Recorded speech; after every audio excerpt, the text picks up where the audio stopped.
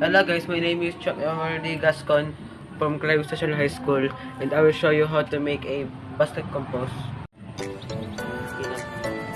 This is some soil. So this is some sawdust from wood.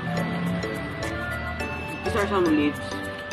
Some banana peel, some eggshells, and some vegetables from dinner. First, some sawdust.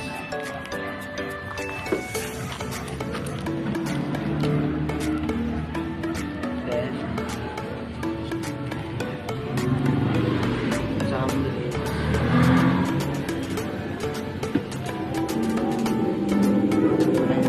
Add some soil.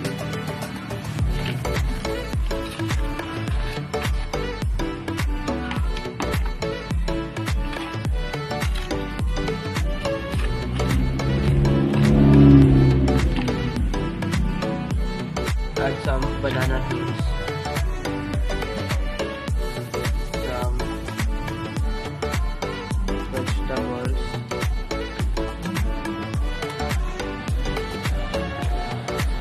and soil.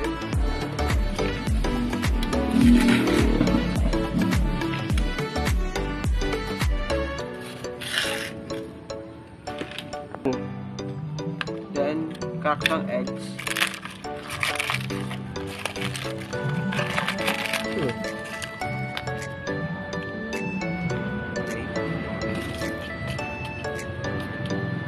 Then add sawdust again.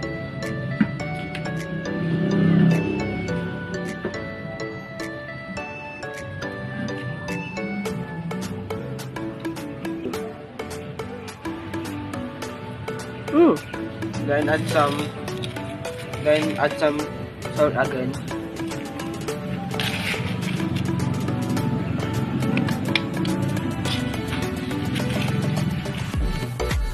And lastly, wait for 30 days, and then it has to long soil.